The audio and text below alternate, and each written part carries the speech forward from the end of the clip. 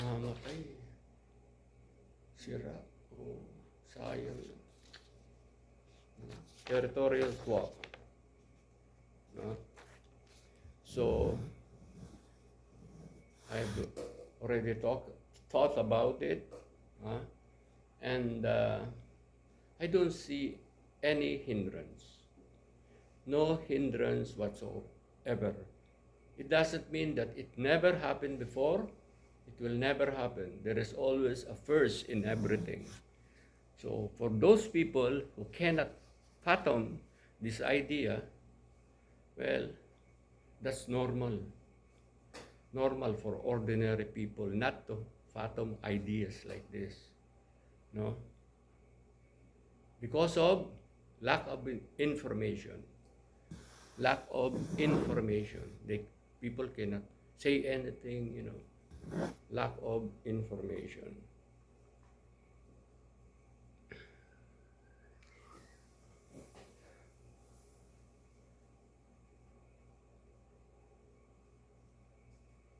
I'm just going to show you Louisiana. Louisiana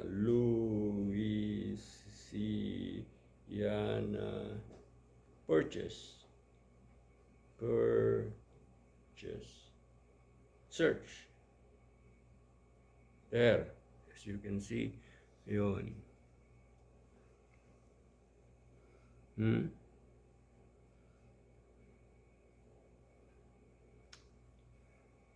The problem is, once the video is on, I cannot use the back camera. That's why it's a mirror image.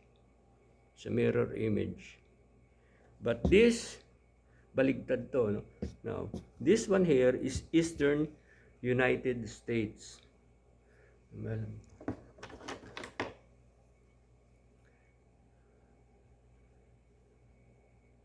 wala pang pointer.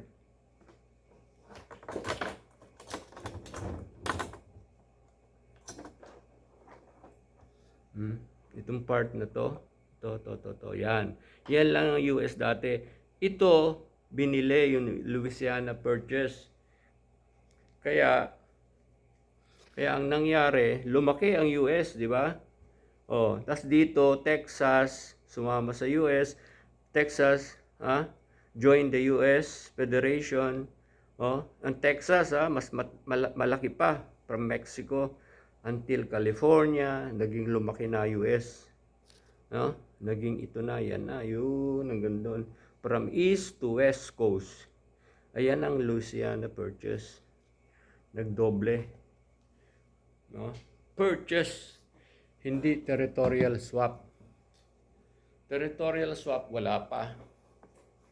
No? Wala pa.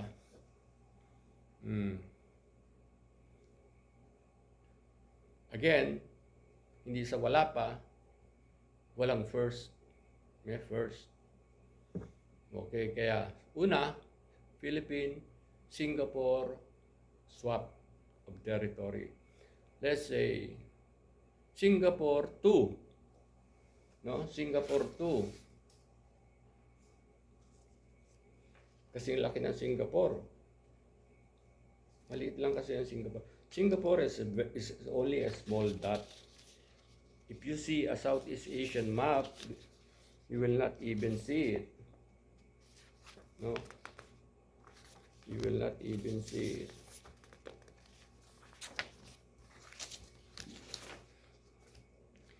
It's just one out of information. Ayan. Area, SG, 728 square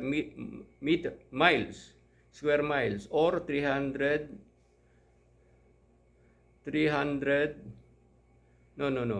area of Singapore, 728 square miles. Philippines, 300,000 square miles plus.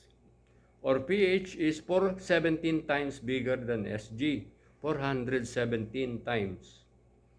Imagine one Singapore dot and 417 dots. Yung area, just to give you an idea, isa, Yung isa naman, Philippines naman, 417. No? So that's the area. If they could have one dot, hmm, and we could also have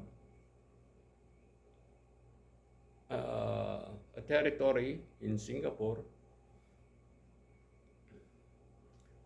then that's a highly developed place in Singapore. So you're just near Singapore. So the question now is, will the Singaporeans vote in favor of this territorial swap? And the Filipinos also? Why not? Why not? For Philippines, the advantage, okay, let's say Singapore first. What's the advantage? The advantage is simple. They will double their territory.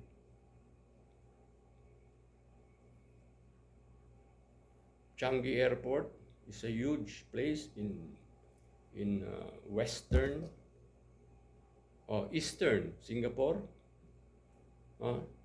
They have a huge airport there. So that is how big one Singapore dot is. Magiging doble. So it will double. So you think it's the future of Singapore? You think the Singapore government will not be interested? Or the Singaporeans will not be interested? They will develop a place. Investors will come. Their money will come in their place. But we also could develop next to it. This green, dark green. Foreigners will also come to invest. A lot of jobs for Filipinos. Bring their family there. High-paying jobs. That's the start. Skilled, retrained Filipinos. Train, retraining, train. That's what Singapore is doing. That's why their workforce is the best in the world. Highly educated. That's why they will give their system to us. They will help us just as we are helping them. But this is only one aspect. There are many more. Of course, we will demand cash. We don't have cash. In billions. Right? So it's an advantage to us and also an advantage to Singapore. I don't see any hindrance.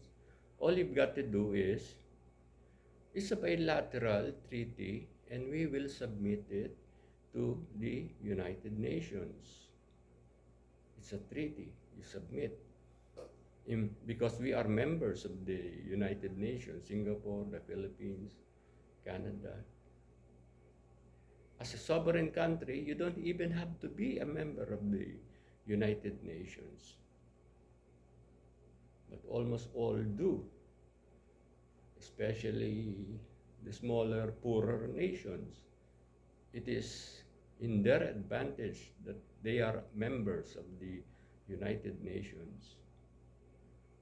But say an independent country, sovereign country like the smallest one, Nauru in the Pacific Ocean, if they don't want to join the United Nations, no one can force them. They are a sovereign nation. Pinakamataas na. Wala nang tataas pa. Sovereign. I don't see any problem. Of course, there will be negotiations. But the way I see the negotiations must be, it is not tough negotiations, but a give and take. No? That will be the principle before you even start negotiating. It's a give and take. It's a win-win situation. But then, I will add Canada.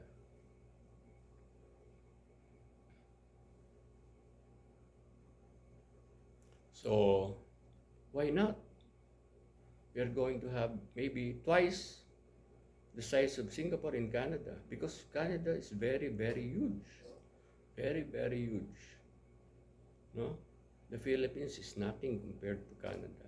So at twice the size of Singapore in Canada, if we can have it there, we have a Philippine territory there, maybe in near Vancouver.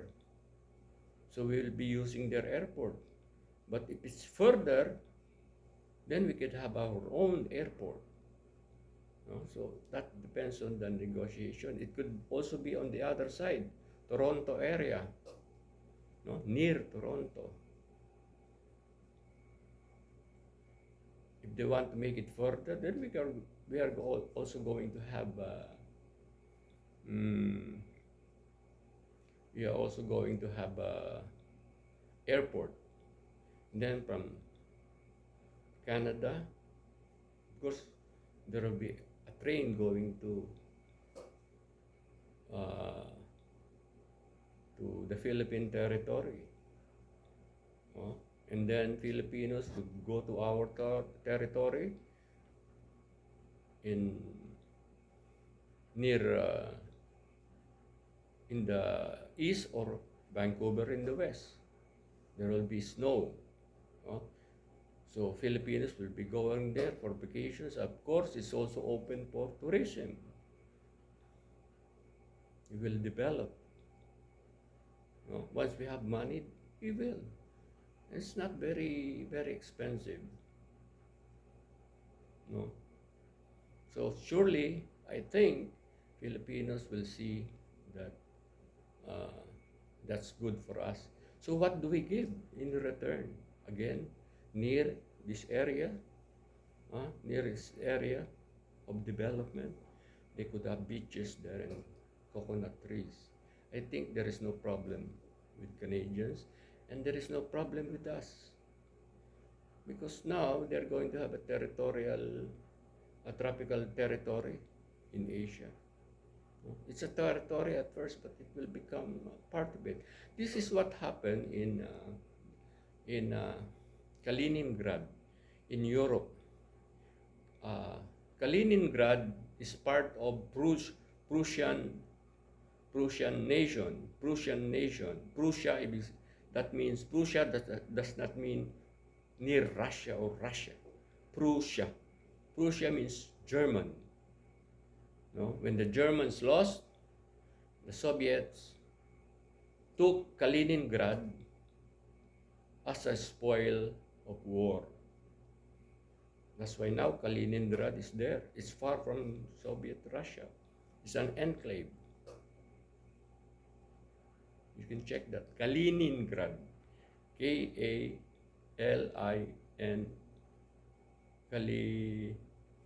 N-I-N. Kaliningrad. Grad. G-R-A-D. The same thing, but that's spoils of war. There is no purchase there, or there is no swap or whatever.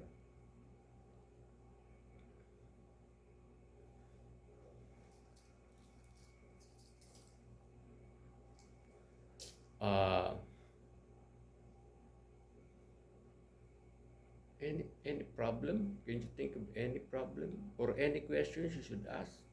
You should ask, because once you are watching a video like this, in order to learn, you must ask questions. Kaya nga, if you don't know, you ask questions. That's why the Jews are very, very smart people. 1 out of 5 Jews are Nobel laureate, Jewish Nobel laureate. Singapore, in spite of all the excellence, Singapore still doesn't have any one Nobel laureate. But the Jews, 1 out of 5 are Nobel laureates. And you're not even counting, say, Oppenheimer of the Manhattan Project, Edward Teller, the father of hydrogen bomb. These are all Jews. Vera Rubin. Rubin, you know, she's German. Rubin, German name. In a Jewish family, when the child came from school, the mother first question would be, what did you ask your teacher today? Hmm? So they are training the kid to ask questions. That's why Einstein, a Jew, said that what is his secret? His secret is he remained a child, because a child always asks questions. That's how you learn. You ask questions. If you don't know, you don't ask questions. What do you know? What would you know?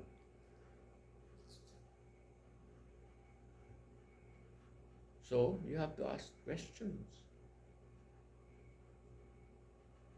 If you're quiet, no interaction, nothing. You have to learn. Learn, learn, learn. That's why this one, education is very, very important. Once we will be adopting the Singapore system, since young, one, since young, these people, once they become, say, graduates, or they are now working, say 30 years old, 25 years of education or less, a little bit less, plus 5 years old, it's about 30, 30 years old, prime of their career, highly educated. If they are highly educated, their salary is also high. So when they pay personal income tax, it's also high. So whose advantage? The government.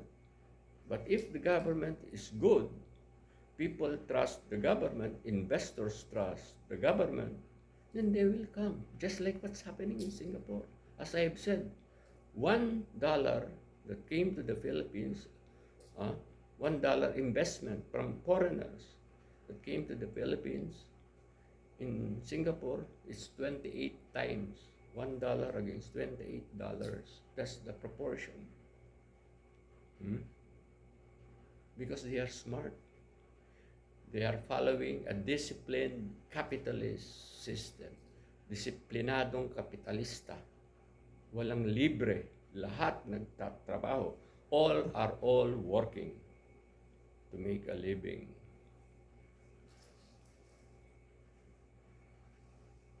So that's very, very important. Singapore have nothing except probably they have some farms, arowana. They are exporting goldfish. They are exporter of tropical fishes. Blue tang. Yung blue tang, di ba? Yung ano pa ba yun?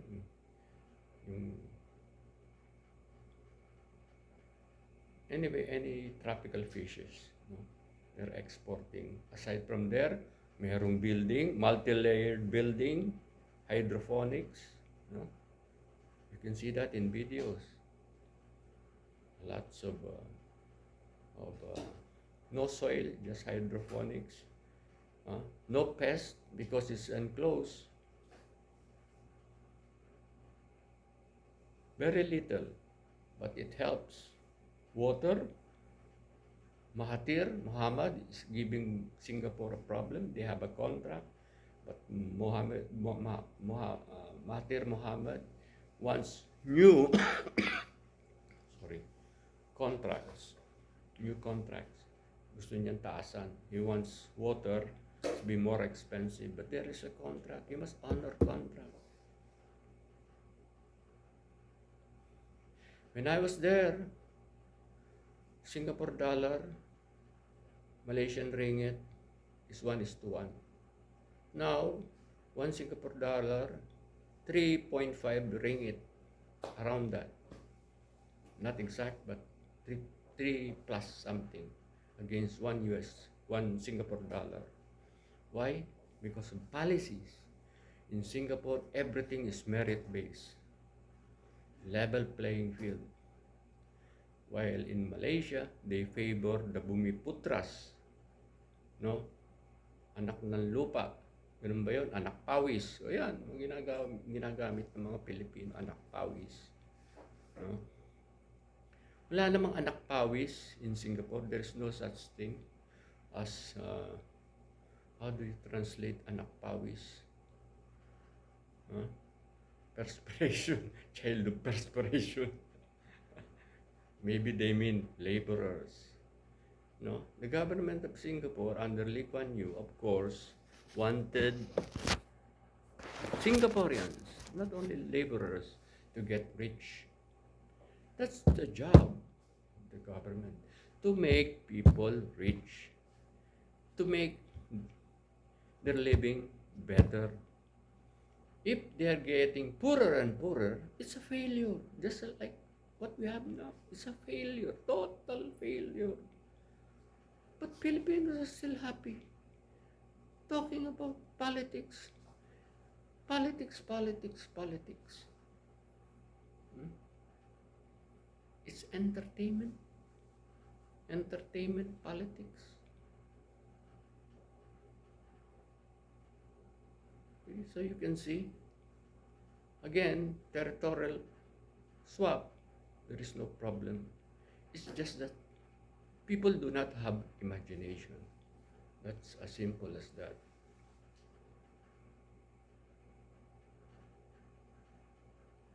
That's why my favorite quote, and I keep on repeating, imagination is more important than knowledge. Imagination is more important than knowledge.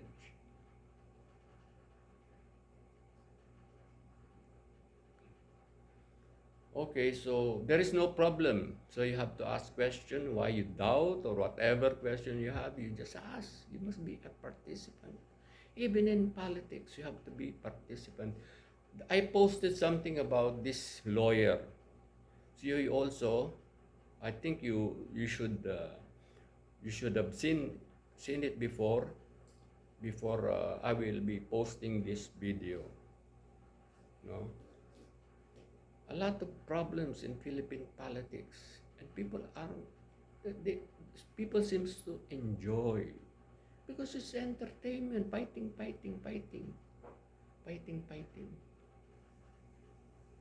No such thing as fighting in Singapore. Entertainment, we could have many forms of entertainment, but not politics. Not politics. People will decide, okay, the new party doesn't care about any other parties. You only need to explain to the people the platform, your ideas, and the people, if they believe you, they will vote for you. You have a mandate. You execute the plan. And as long as everything is going right, and as long as the people are voting you, there should be no limit on terms of the leader like Lee Kuan Yew. Why? Because why will you change if people are happy? You can see the progress.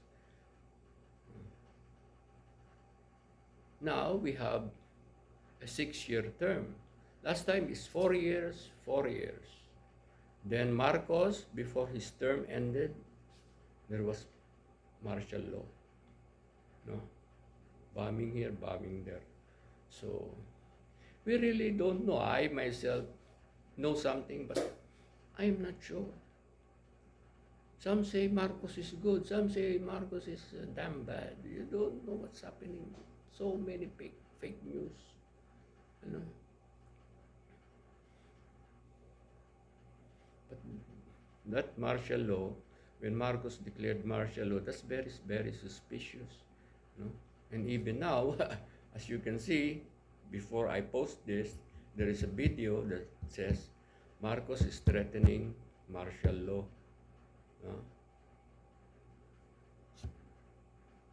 Nagiging Machiavellian in all in order to hold on to power. He will do everything to hold on to power. Machiavellian. So Marcos is reading Machiavelli when the, the the people then ransack his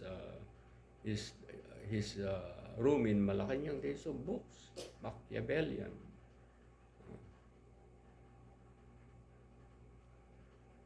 Machiavellian theory, Machiavellian belief, hold on to power no matter what. So please ask questions and share. So there will be feedback. You cannot just may indifference. Wala akong pakialam. Wala. I've been telling you so much. Share information. Nothing to lose. Nothing to lose. Pindot lang. Walang nang meron iilan. Kaya you should be involved in politics. Naniniwala ba kayo sinasabi ko? Pagbibigyan na naman ninyo, ilang 20 years, 30 years, ganun pa rin. Hindi na kayo nagsasawa sa sistema natin, sa election, yung mga kandidato. Hindi kayo nagsasawa. Kayo nahihirapan. Lahat tayo nahihirapan. Hindi pa rin kayo sawa. Share lang, hindi nyo magawa. Ayaw nyo magbago. Masaya kayo. Yan ang hindi ko maintindihan. Bakit gusto nyo mahirap? I cannot understand, for those who cannot understand Tagalog, I don't understand why you don't want change for the better. Why you want us to be poor? So poor.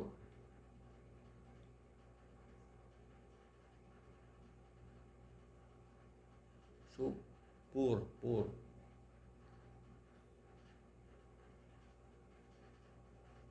Meron nga, I don't know if religion has something to do with it, but I think there is. There is one Filipino who said, at first, last time, I thought, you are closer to God if you are poor.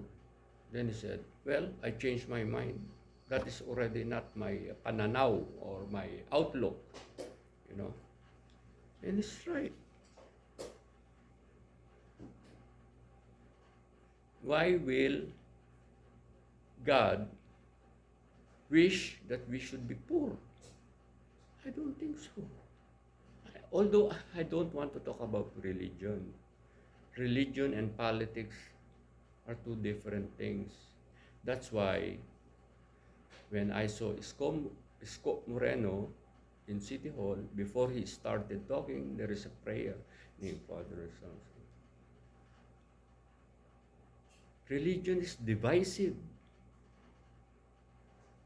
What about other Christian denominations? What about Muslims? It's divisive. So if you're president, no such thing as religion. People have the right to choose their religion.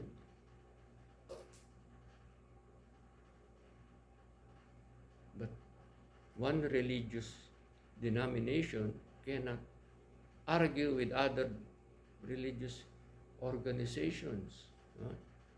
You will be saved only if you join us. The other one say, you will only be saved if you join us. Right? Mga kibelo yan, ink din, ganun ang sinasabi. I have nothing against about all these people, but you have to think. Isip. Kayo lang, nag-claim sila lang masasave.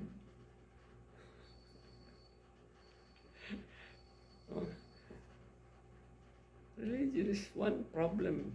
And that's the reason why Duterte is also against Catholic, Catholicism sometimes. You know. And the fact that he was a victim of Father Dalby when he was young. Father Dalby, he remembers. You know, he was abused. The good thing is, he's not a pedophile. You know, he never ended a pedophile. Mahilig lang sa chicks. Okay lang yun. Marami rin kalokohan kasi simbahan. Tsaka lahat-lahat na rin. O sige, ganun na lang. So please, ask questions, be involved. No indifference. Walang pakialam. Okay, good evening, thank you. And next time, I think my video will be on COVID again, but this time more, because I noticed that there are other people who do not understand Tagalog. That's why I've been saying our first language should be English. Second language, our language, Tagalog o Filipino. Na tayo nakakaintindihan. Sa bahay, language policy ng new party, sa bahay, yung dialect, kung nanay, tatay, mag-asawa, parehong Kapampangan, Bicolano, Bisaya, Cebu. No, lahat na, Ilocano. Pag may intermarriages, baka mawala yung dialects. Kaya kailangan protektahan. Sinasabi ko rin yan, paprotektahan. Meron tayo magiging registered expert, no, ng mga dialects na sila talaga ang speakers, native speakers. Nakaregister yan. Organisasyon yan. Protected yung mga dialects. Culture natin yan. Dapat mawala. Okay. Thank you very much. Next time will be COVID again. Pwede kong ulitin, no? Nang makita nyo kung ano yung kalokohan, no? Na si President Duterte talagang nagwawala na, hindi na niya alam kung ano ginagawa niya. Okay? Wala na talaga. Panoorin nyo yung video na pinost ko. Tama yung lawyer pagdating kay Duterte. Tama. No? Sasabihin niya, batas militar. I don't want to... Hindi ko maintindihan yung utak ni President Duterte. Yun na nga, nagpanic. Di ba yung sinampol ko na yung aeroplano. Ganun nangyari. Ang pagkakaiba, serious to. Ikaw ang presidente. 100